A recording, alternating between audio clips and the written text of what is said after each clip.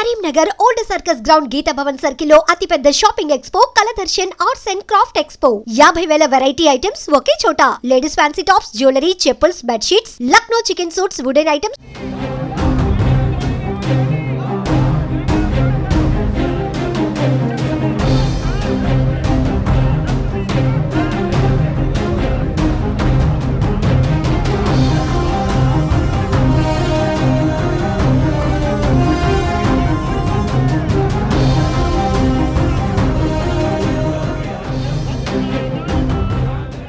తెలంగాణలో తెలుగు సీరియల్ ఇట్లా రోజు ఒకటి ఇస్తాడు. తెలుగు సీరియల్ లాగా ఈ కాంగ్రెస్ ప్రభుత్వం రోజు ఒక ఎపిసోడ్ సిట్టు నోటీసులు పంపడం, ఒకరోజు హరీష్ రావు గారు పంపడం, ఒకరోజు సంతోష్ రావుకు పంపడం. ఇప్పుడు ఏకంగా తెలంగాణ రాష్ట్రాన్ని తీసుకొచ్చిన తెలంగాణ జాతిపిత కేసీఆర్ కు నోటీస్ పంపడం అంటే తెలంగాణ సమాజం మొత్తానికి మీరు నోటీసులు పంపినట్టు, తెలంగాణ సమాజాన్ని అవమానపరిచినట్టు.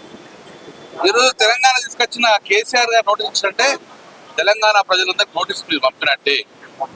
ఏ రోజైతే కాంగ్రెస్ ప్రభుత్వము అవినీతి ఆరోపణలు కూరుకుపోతుందో, ఏ రోజైతే కాంగ్రెస్ ప్రభుత్వము అసగబారిపోతుందో తోడుగా బీజేపీ ఎప్పుడు అండగా ఉంటుంది.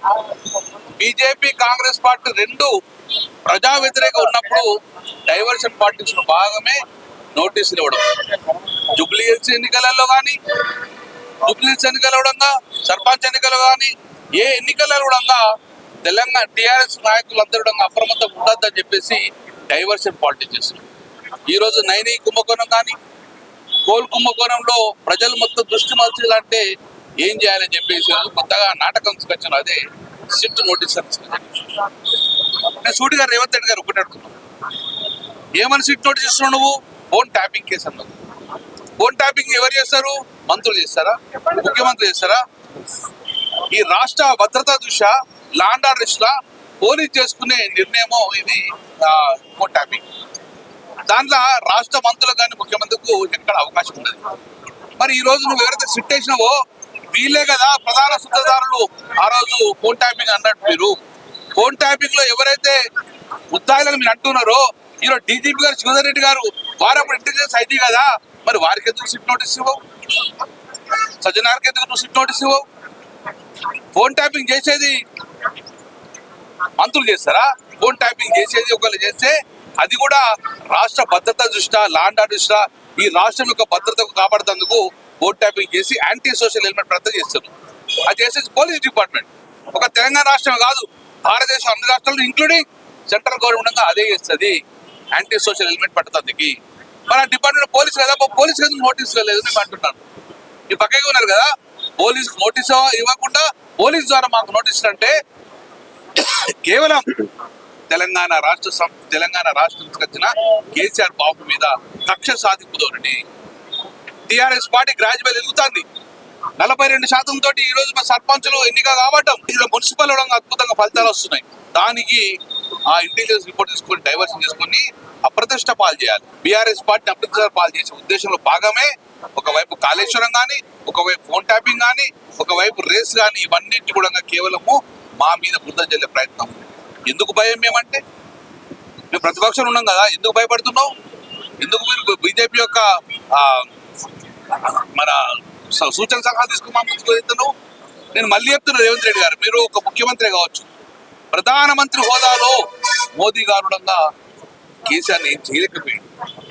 అంత బలగం తెలంగాణ సమాజం కేసీఆర్ ఇవ్వడం కాబట్టి మీరేం చేయగలుగుతారు అని అంటారు. నోటీస్ ఇచ్చు తప్ప ఏం చేయలేరు మీరు, ఏం కాదు కూడా.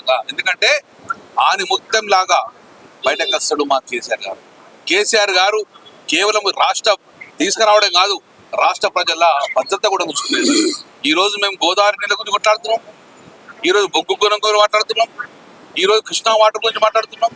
ఇవన్నిటి డైవర్ట్ చేసుకోవాలి, ఎందుకంటే అవినీతితో కూరుకపోయింది. ఆంధ్రప్రదేశ్ రాష్ట్రానికి దాసోహం చేస్తున్నాం నీళ్లు. ఇవన్నీ ఎత్తి కూర్చుటల్లో బీజేపీ ఎట్లా నిద్రపోయింది, బీజేపీ ఎట్లా ఎత్తి చూస్తలేదు. కాబట్టి తెలంగాణ సమాజం యొక్క బాధల్లో ఎత్తి చూసేది కేవలం బీఆర్ఎస్ పార్టీ. అందుకే బీఆర్ఎస్ పార్టీ మీద కక్ష సాధించే దూరంలో భాగమే ఈరోజు మా గౌరవ మాజీ తొలి ముఖ్యమంత్రి గారు రాజ్యాంగాన్ని కాపాడే ప్రజాస్వామ్యం కాపాడించగా దేశరీతిగా వస్తా అని చెప్పి రావడం జరిగింది. 60 సంవత్సరాల వయసే కాదు, ఈ తెలంగాణ రాష్ట్రానికి తీసుకొచ్చిన ఒక పెద్ద మనిషి ఆ హోదా ఆ ఏజ్కి గౌరవం ఇవ్వకుండా ఇష్టానుసారంగా మాట్లాడుతున్నావు, ఇష్టాన్ని నోటించిన బట్టి తెలంగాణ సమాజం ఎప్పుడంగా నిన్ను డెఫినెట్ గా ఓడగొడుతుంది. ఎగ్జాంపుల్ ఆంధ్రప్రదేశ్ రాష్ట్రంలో తీసుకో ఎగ్జాంపుల్. జగన్ ఒక మాట అన్నాడు, నేను ప్రజలు చేస్తున్న పనులు చేస్తున్నా, 174 సీట్లు వస్తాయని చెప్పి అనుకుంటున్నా, వై నాట్ 175 170 సీట్లు రావాలని కోరుకున్నాడు. ఆయన చేసిన పెద్ద మిస్టేక్ చంద్రబాబు నాయుడు జైలు వేయడం. చంద్రబాబు జైలు వేయగానే ఆ గ్రాఫ్ 11 పడిపోయింది.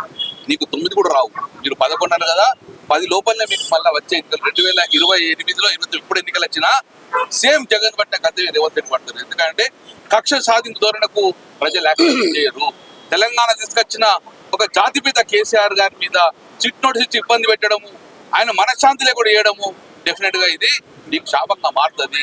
రేపు రాబోయే ఎన్నికలలో కాంగ్రెస్ పార్టీ 10 లోపలే, జగన్ కి ఎట్లా వచ్చిందో అలాగే 10 లోపల వచ్చింది అనుకోండి. అందుకే we are with you, not only TRS. Telangana సమాజం మొత్తం కూడా కేసీఆర్ వెంబడి ఉన్నది, కేసీఆర్ కి అండగా ఉన్నది.